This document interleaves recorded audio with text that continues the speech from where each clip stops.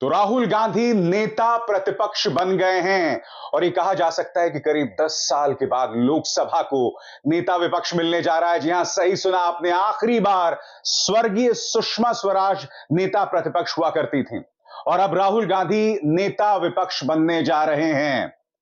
इसके मायनों को आप समझते हैं, क्योंकि उनके नेता प्रतिपक्ष बनने से पहले ही भारतीय जनता पार्टी में जबरदस्त खलबली है। मैं आपको बतलाना चाहूंगा दोस्तों कि कांग्रेस का प्रचार तंत्र एक वीडियो पेश कर रहा है और वो पूरी भारतीय जनता पार्टी और राहुल गांधी के बीच का फर्क बतला रहे हैं। एक वीडियो में वो बतला रहे हैं कि किस तरह से जब भाजपा के दिग्गज शपथ ले रहे थे तब वो आते हैं और प्रोटेम स्पीकर से हाथ मिलाकर चले जाते हैं, मगर राहुल गांधी में एक फर्क था। वो वीडियो आपके सामने आप देखिए। प्रधानमंत्री नरेंद्र मोदी ने शपथ ली, उन्होंने स्पीकर से हाथ मिलाया और वो चले गए। अब अमित शाह ने शपथ ली, स्पीकर से हाथ मिलाया, चले गए। राजनाथ सिंह ने शपथ ली, स्पीकर से हाथ मिलाया, चले गए। और अब फर्क राहुल गांधी का, राहुल गांधी आते हैं, शपथ लेते हैं, स्पीकर से हाथ मिलाते हैं, मुड़कर जाने लगते हैं, फिर से मुड़ते हैं और जो साथ में उनके सुरक्षाकर्मी खड़ा हुआ है, अशरर खड़ा हुआ है, उससे हाथ मिलाकर चले जाते हैं। कांग्रेस इस फर्क को बता रहा है और यह तस्वीर अपने आप में एक जबरदस्त असर रखती है, इंपैक्ट रखती है। 25 जून, आज से 50 साल पहले राहुल की दादी ने इस देश पर आपातकाल थोप दिया था। 50 साल होने को आए, आज आपातकाल नहीं है, मगर बड़ी तादाद में जो लोग जेल में पड़े हुए हैं वो इस बात की बानगी है कि इस देश में जो चल रहा है वो कम से कम लोकतंत्र तो नहीं है। एक मुख्यमंत्री के खिलाफ ईडी का केस खत्म होता है, लाइन से सीबीआई लग जाता है। क्यों? क्योंकि उसके बेल की सुनवाई सुप्रीम कोर्ट में होने जा रही थी। इस तरह से सिटिंग मुख्यमंत्रियों को परेशान किया जाता है। हमने देखा पिछले 10 सालों में किस तरह से कुछ राजनीतिक दल भारतीय जनता पार्टी का पिछलग्गू बनकर रहे और आज उनका वजूद खत्म हो गया है और दो चेहरे सामने उभर कर आते हैं, नवीन पटनायक और जगन रेड्डी। पिछले 10 सालों में भारतीय जनता पार्टी हर किस्म का कानून पारित कर देता था और ये दो उसका साथ दे रहे थे। आज नवीन पटनायक कह रहे हैं कि आने वाले समय में हम एक सार्थक विपक्ष की भूमिका निभाएंगे, यानी भाजपा का विरोध करेंगे। मगर अब कहने से क्या होता है, जब चिड़िया चुग गई खेत। क्योंकि इन नेताओं में राहुल गांधी का हौसला नहीं था। वो राहुल गांधी जिससे इस बात की भी परवाह नहीं थी कि उसकी सांसदी चली जाएगी, उसे घर से बाहर निकाल दिया जाएगा। और मैं नहीं भूला हूं, जब उस राहुल गांधी को घर से बाहर निकाला गया था तब स्मृति ईरानी ने ताना दिया था, ये जनता का पैसा है, ये जनता का घर है, और न जाने क्या क्या कहा था। याद है कि नहीं आपको? सुनिए फिर से। कांग्रेस का कहना है कि जल्दबाजी क्या है कि आप उनका घर खाली कराने में लगे हैं तुरंत नोटिस। घर उनका नहीं है, जनता का है। देखिए, कांग्रेस पार्टी इस बात की आदी हो चुकी है कि जैसे अमेठी में गरीब नागरिकों की जमीन हड़पा ली, वैसे ही आज देश की राजधानी में टैक्स पेयर का मकान हड़प लेंगे। आज जब राहुल गांधी नेता विपक्ष बन रहे हैं तो स्मृति जी की आंखें नम होंगी, क्योंकि वो अमेठी से चुनाव हार गई उस व्यक्ति के हाथ, किशोरी लाल शर्मा, उस व्यक्ति के हाथ जैसे वो गांधी परिवार का सेवक बता रही थी। आज राहुल गांधी नेता प्रतिपक्ष बनने जा रहे हैं। जी हां, और इसका ऐलान पार्टी ने कुछ इस अंदाज में किया। Honourable CPP chairperson wrote a letter to the pro-time speaker Bhartwari Mahtab informing the decision of appointment of Rahul Gandhi as the leader of opposition in the Lok Sabha. Other office bearers will be decided later. मगर राहुल गांधी की चुनौतियां बेतहाशा होने वाली हैं दोस्तों। सबसे बड़ी बात, राहुल गांधी वो शख्सियत हैं जो राजनीति में दखल देने से कतराते रहे हैं, संसद में कोई भी किरदार निभाने से कतराते रहे हैं, जिम्मेदारियां लेने से बचते रहे हैं। मगर पिछले 1.5-2 सालों में राहुल गांधी में परिवर्तन आया, खासतौर से तब से जब उन्होंने भारत जोड़ो यात्रा की शुरुआत की। जाहिर सी बात है, उसके बाद राहुल गांधी में एक बुनियादी फर्क देखने को मिला है। अब राहुल गांधी को बड़ी जिम्मेदारी संभालनी होगी। मैं नहीं भूला हूं कि भाजपा के तीसरे कार्यकाल के पहले दिन पहली पंक्ति में महुआ मोइत्रा, राहुल गांधी और अखिलेश यादव बैठे हुए थे। यह अपने आप में विपक्षी एकता की एक तस्वीर है और राहुल गांधी कहीं ना कहीं यही तस्वीर पेश करना चाहेंगे आने वाले दिनों में, क्योंकि राहुल गांधी को पता होना चाहिए कि उनके पास 100 सीटें भी नहीं हैं, 99 सीटें हैं। पिछले बार के मुकाबले बेशक यह बेहतरीन या बेहतर परफॉर्मेंस है, मगर भारतीय जनता पार्टी को तीसरी बार भी 240 सीटें मिल गई हैं। अब वो कैसे मिल गई हैं वो एक अलग मुद्दा है, वो अलग बहस का मुद्दा है, मगर कहने का अर्थ यह है कि राहुल गांधी अब भी अपने दम पर बहुमत से दूर हैं और अगले 5 साल बतौर नेता प्रतिपक्ष उन्हें न सिर्फ मोदी सरकार को कटघरे में रखना है, बल्कि नेता प्रतिपक्ष होने के नाते विपक्ष को साथ लेकर चलना है। जी हां, क्योंकि इस वक्त ममता बनर्जी और इंडिया गठबंधन के बीच में एक असहयोग अब भी दिखाई दे रहा है, अब भी दरारें दिख रही हैं। राहुल गांधी को इसे पाटना होगा। अरविंद केजरीवाल जिन्हें हर कीमत पर बीजेपी जेल में रखना चाहती, उस पर राहुल गांधी अब भी खामोश हैं। राहुल गांधी इस पर खामोश नहीं रह सकते और मैं आपको बताता हूं क्यों। क्योंकि आज अरविंद केजरीवाल की बारी है, हेमंत सोरेन भी जेल के अंदर हैं। ये मत सोचिए कि आने वाले दिनों में विपक्ष के अन्य नेता बच पाएंगे। आपको बगैर लाग लपेट के इस मुद्दे को उठाना होगा, याद दिलाना होगा कि 50 साल हो गए आपातकाल के, मगर अब भी देश में यह सब हो रहा है। ये तमाम चीजों से राहुल गांधी बच नहीं सकते। उनकी सबसे बड़ी चुनौती न सिर्फ मोदी सरकार को कटघरे में रखना होगा, नीतियों पर उनकी आलोचना करना होगा, बल्कि विपक्ष को भी साथ लेकर चलना होगा। और हां, उनके सामने एक और चुनौती है। उनके सामने होंगे ओम बिरला, जिनका स्पीकर बनना लगभग तय है। और हम ये नहीं भूल सकते दोस्तों कि ओम बिरला वो शख्स हैं जिन पर विपक्ष ने लगातार पक्षपात का आरोप लगाया। ओम बिरला वो स्पीकर हैं जिनके स्पीकर रहते हुए 100 से ज्यादा सांसदों को निलंबित कर दिया गया था। और जब उनका निलंबन हुआ था, याद कीजिएगा दोस्तों, किस तरह से कई कानूनों को पारित कर दिया गया था। वो कानून जो सरकार के हाथ में बेतहाशा ताकत देते हैं, जिनमें से एक है भारतीय न्याय संहिता। ओम बिरला वो हैं जिन्होंने महुआ मोइत्रा को निलंबित कर दिया था। और यह निलंबन किस आधार पर हुआ था? उस समिति के आधार पर हुआ था जिसका झुकाव भाजपा की तरफ था। ओम बिरला वो थे जिन्होंने शिवसेना का जो संसदीय दफ्तर है वो एकनाथ शिंदे फैक्शन को दे दिया था। यानी कि बतौर अध्यक्ष ओम बिरला की कार्यशैली पे लगातार सवाल उठते रहे। राहुल गांधी के सामने यह भी बहुत बड़ी चुनौती है। और हम ये ना भूलें, आपको राहुल गांधी का वो भाषण याद होगा दोस्तों, जब उनकी सांसदी खारिज हो गई थी और सुप्रीम कोर्ट के फैसले के बाद वो वापस आए थे। तब आपको याद है उन्होंने एक भाषण दिया था, मगर उस भाषण में अधिकतर वक्त कैमरा ओम बिरला के चेहरे पर था।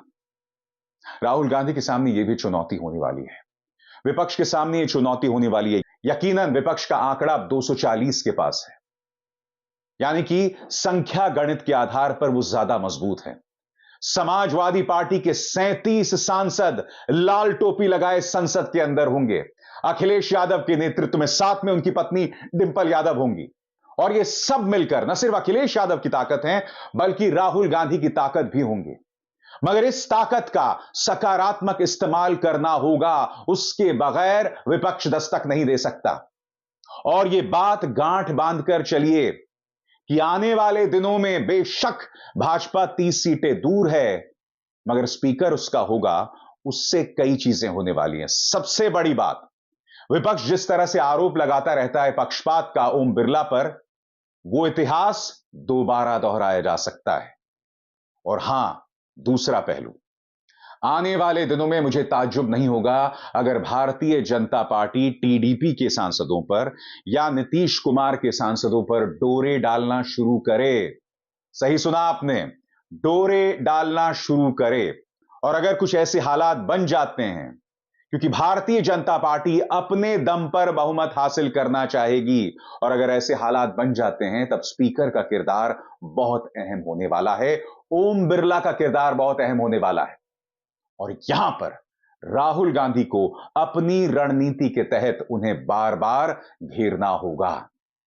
वो राहुल गांधी जिसे विपक्ष लगातार पप्पू कहता था, मगर वो राहुल गांधी जिन्होंने अपने राजनीतिक सोच से पिछले 2 सालों में लगातार भाजपा को पटखनी दी, लगातार पटखनी दी।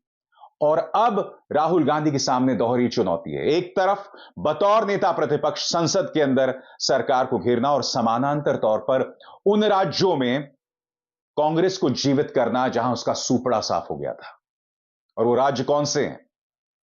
उत्तर प्रदेश, जहां कांग्रेस वापसी कर रही है, गुजरात, जहां उसे 1 सीट मिली, मध्य प्रदेश, जहां उसका सूपड़ा साफ हो गया। मगर यहां राहुल गांधी के पास मौका है कि नए सिरे से पार्टी को जीवित करें ताकि दोहरी चुनौती प्रधानमंत्री नरेंद्र मोदी को दी जा सके, संसद के अंदर और सड़क पर अपनी पॉलिटिकल पार्टी को मजबूत करके। राहुल गांधी की निगाह अगले 2 साल पर भी है दोस्तों, क्योंकि अगले 100 दिनों में महाराष्ट्र के, हरियाणा के चुनाव होने हैं, झारखंड के भी चुनाव होंगे। और अगर इन राज्यों में भाजपा हार जाती है तो यकीन मानिए दोस्तों, केंद्र पर, संसद में, राजनीति में ऐसा नाटकीय मोड़ आएगा जो राहुल गांधी को ताकत देगा। और फिर 1 साल बाद बिहार में चुनाव होना है और तेजस्वी यादव हर गुजरते दिन के साथ मजबूत होते दिखाई दे रहे हैं। इसका अर्थ साफ है दोस्तों, इसका अर्थ साफ है कि अगले 2 साल राजनीति के लिहाज से बहुत दिलचस्प हैं। और बतौर नेता प्रतिपक्ष, बतौर राजनेता और बतौर विपक्ष के चेहरे के तौर पर राहुल गांधी के लिए महत्वपूर्ण भी। भारतीय जनता पार्टी इसलिए भी घबराई हुई है क्योंकि राहुल गांधी के पास होंगी ये शक्तियां।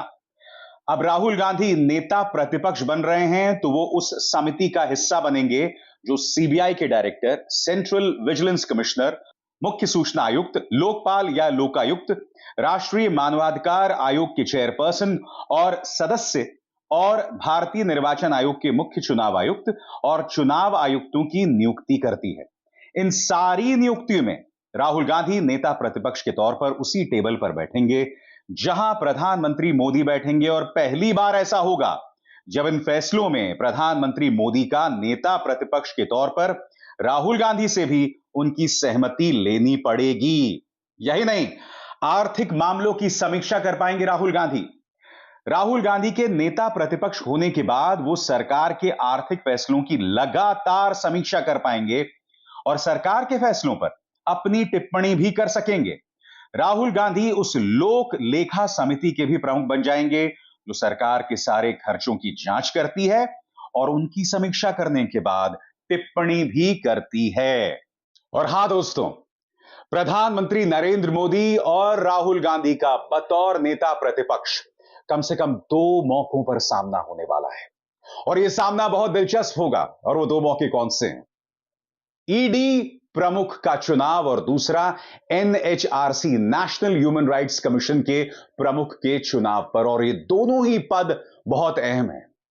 ईडी प्रमुख, मुझे आपको बतलाने की जरूरत नहीं है दोस्तों कि किस तरह से प्रवर्तन निदेशालय ने लगातार विपक्ष को खत्म करने का काम किया है। ईडी वो एजेंसी है जिसने भाजपा के एक्सटेंशन के तौर पर सिर्फ और सिर्फ भाजपा की सुपारी लेकर विपक्ष पर, पत्रकारों पर निशाना साधने का काम किया है। जब ईडी प्रमुख का चुनाव होगा तो उस मंच पर प्रधानमंत्री नरेंद्र मोदी, राहुल गांधी मौजूद होंगे। मगर इस वक्त जो सबसे बड़ा मौका है, जो पहला मौका है जब राहुल और प्रधानमंत्री नरेंद्र मोदी आगे होंगे, वो है एनएचआरसी प्रमुख का चुनाव। और मैं आपको बताना चाहूंगा कि नेशनल ह्यूमन राइट्स कमीशन का जो चेयरमैन है, उसके चुनाव में कौन कौन लोग होंगे। स्वयं प्रधानमंत्री नरेंद्र मोदी, गृह मंत्री अमित शाह, नेता विपक्ष यानी राहुल गांधी, नेता विपक्ष राज्यसभा मल्लिकार्जुन खड़गे, लोकसभा के स्पीकर और राज्यसभा के डेप्यूटी चेयरमैन। इसका अर्थ क्या हुआ?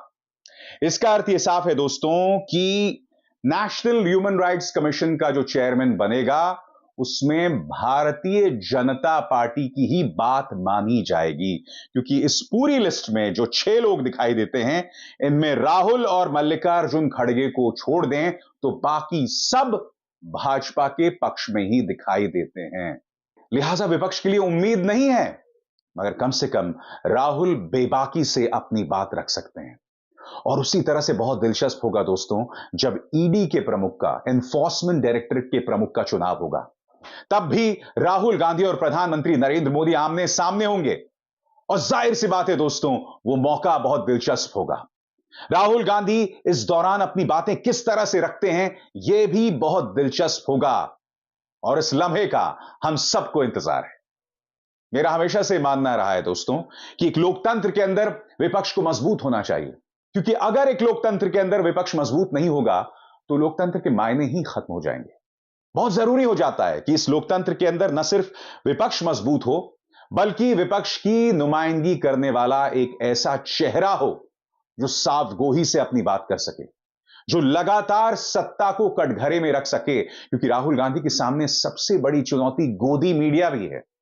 आने वाले दिनों में राहुल गांधी को इस मीडिया से तो कोई समर्थन नहीं मिलने वाला है।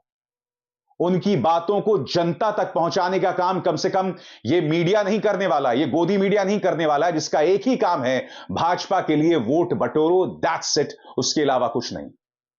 मगर अगर पिछले 2-3 सालों में राहुल गांधी ने कुछ किया है तो वो ये कि लगातार गोदी मीडिया की विश्वसनीयता खत्म हुई है और उसमें राहुल गांधी का एक बहुत अहम किरदार रहा है दोस्तों। लिहाजा वो मीडिया प्रधानमंत्री नरेंद्र मोदी का जितना भी गुणगान करे, हकीकत यह है उससे राहुल गांधी की सेहत पर कोई असर नहीं पड़ने वाला है दोस्तों।